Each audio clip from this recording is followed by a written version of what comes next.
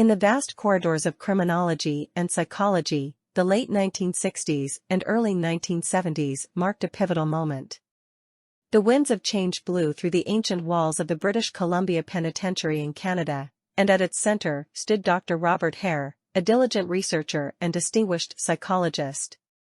With a keen eye and a perceptive mind, he embarked on a journey that would transform our understanding of criminal psychology forever.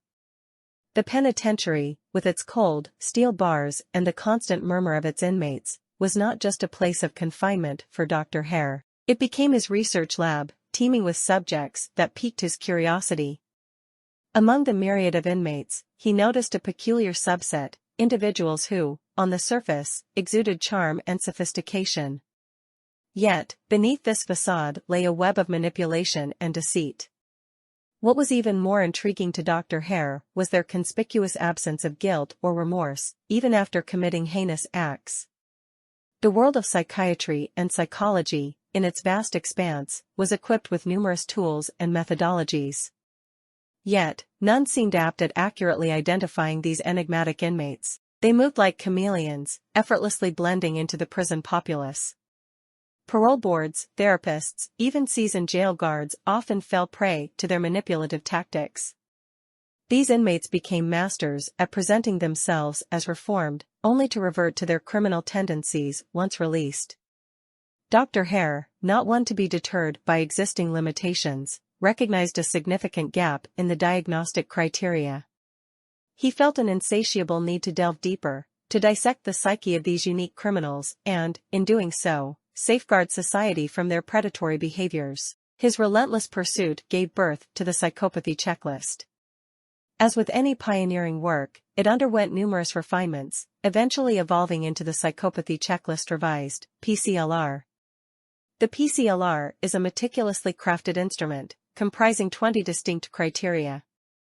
Each criterion encapsulates a facet of behavior or personality.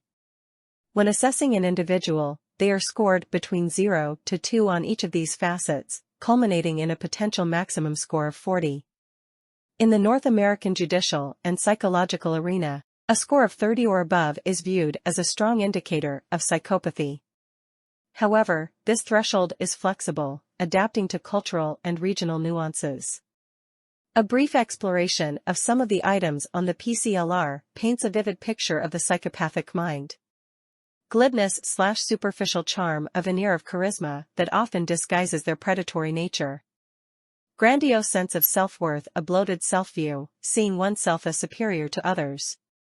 Need for stimulation/proneness to boredom, a restless spirit, constantly seeking the next thrill. Pathological lying, an innate ability to distort the truth to their advantage. Cunning/manipulative behavior, skillfully manipulating others for personal gain. Lack of remorse or guilt, a chilling absence of any moral compass. Shallow affect, a limited range and depth of emotions. Callous/lack of empathy, an inability to resonate with the feelings or concerns of others. As Hare delved deeper into his research, startling patterns began to emerge. The inmates, especially those with high PCLR scores, weren't just more likely to commit crimes upon release. Their crimes were often more heinous, violent, and aggressive. The ripple effects of the PCLR were monumental. It transcended the borders of Canada, embedding itself in judicial and psychological systems globally. It became the touchstone against which psychopathy was measured, spawning countless research studies and discussions. Yet, as with any revolutionary discovery, the PCLR was not without its detractors.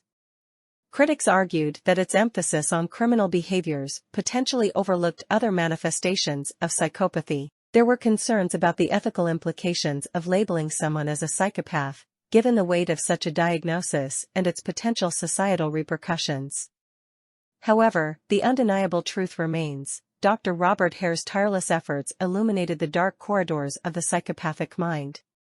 His legacy lies in our enhanced understanding of psychopathy and the strategies we've developed to manage and mitigate the risks associated with this profound personality disorder.